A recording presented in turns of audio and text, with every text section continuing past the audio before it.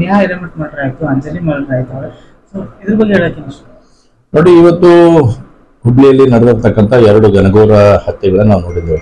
Neha ಹಿರೇಮಠರಾಗಿರಲಿ, college ಕ್ಯಾಂಪಸ್ನಲ್ಲಿ ಹೋಗಿ ಇವತ್ತು ಬರ್ಬರವಾಗಿ ಹತ್ಯೆ ಮಾಡಿರ್ತಕ್ಕಂಥ ಸಂಗತಿ ಇಡೀ ಜಗಜ್ಜಾರಾಗಿರ್ತಕ್ಕಂಥದ್ದು.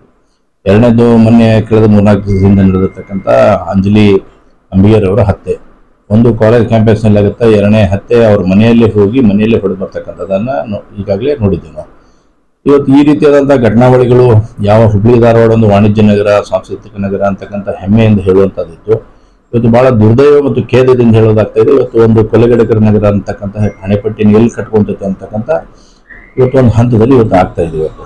ಹೀಗಾಗಿ ನಾನು ಬಹಳ ಸ್ಪಷ್ಟವಾಗಿ ಹೇಳ್ತೀನಿ, ಇಲಾಖೆಯವರು ಇದ್ರ ಬಗ್ಗೆ ತಕ್ಷಣ ಕ್ರಮ ಕೈಗೊಳ್ಳಬೇಕಾಗಿತ್ತು.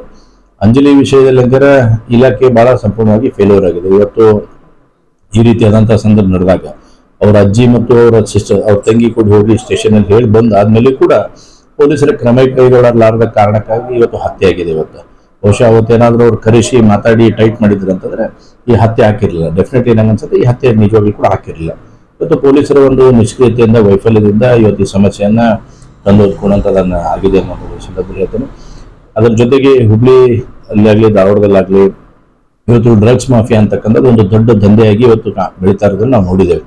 ಇದಕ್ಕೆ ಇಲಾಖೆಗಳು, ನಾರ್ಕೋಟಿಕ್ಸ್ ಅಂತಕ್ಕಂಥ ಡಿಪಾರ್ಟ್ಮೆಂಟ್ ಇದೆ ಇದರಲ್ಲಿ, ಹುಬ್ಳಿಯಲ್ಲಿ ಇದೆ. ಇವತ್ತು ಅವ್ರು ಏನ್ ಮಾಡ್ತಾ ಇದ್ದಾರ, ಡಿಪಾರ್ಟ್ಮೆಂಟ್ನವ್ರೇನು ಇದ್ರ ಬಗ್ಗೆ ತಲೆ ಕೆಡ್ಸ್ಕೊಂಡ್ರೆ ಇಲ್ಲೋ, ಈ ಡ್ರಗ್ಸ್ಗಳನ್ನ, ಈ ಗಾಂಜಾಗಳನ್ನ ನಿಷೇಧ ಮಾಡೋದಕ್ಕೆ ಪ್ರಯತ್ನ ಮಾಡ್ತಾರೋ ಇಲ್ಲೋ, ಇವೆಲ್ಲವೂ ಕೂಡ ಇವತ್ತು ಯಕ್ಷ ಪ್ರಶ್ನೆಯಾಗಿ ಕಾಡ್ತಿರ್ತಕ್ಕಂಥ ಸಂಗತಿಗಳನ್ನ ನಾವು ನೋಡಿದ್ದೇವೆ.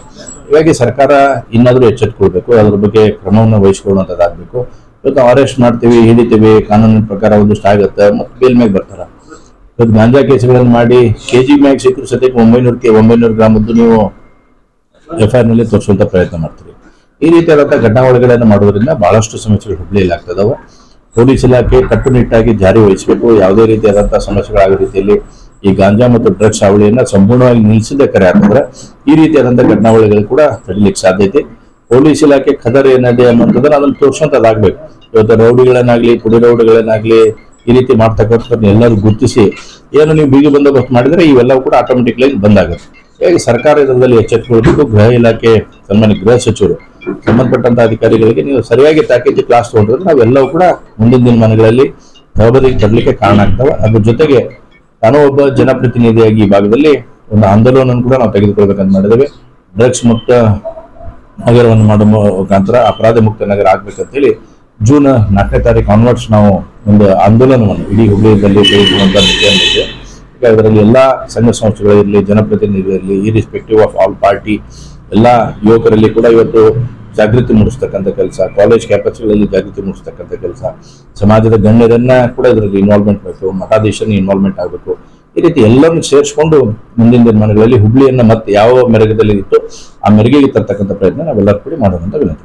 ಸರ್, ಇವಾಗ ಮರ್ಡರ್ ಆಗಿರ್ತಾನೆ ಕಳೆದ ಮೇಲೆ ಇವಾಗ ಸಂತೋಷ್ ಲಾಡ್ ಅವರು ಅಂಜಲಿ ಅಂಬಿಗರ್ ಅವ್ರ ಮನೆಗೆ ಹೋಗ್ತಾರೆ. ಇವತ್ತು ಹೇಳ್ತಾರೆ ನಾನು CID ಕೊಡ್ಲಿಕ್ಕೆ ಇದನ್ನ ನಾನು ರಾಜ್ಯ ಸರ್ಕಾರಕ್ಕೆ ಮನವಿ ಮಾಡ್ತೀನಿ ಅಂತ ಹೇಳಿ. ಸೊ ಅದಕ್ಕೆ ನೋಡಿ, ಇವತ್ತು ಕೇಸ್ಗಳನ್ನ CID ಗಾಗ್ಲಿ SIT ಗಾಗ್ಲಿ ಈ ರೀತಿ ಟ್ರಾನ್ಸ್ಫರ್ ಮಾಡೋ ಮುಖಾಂತರ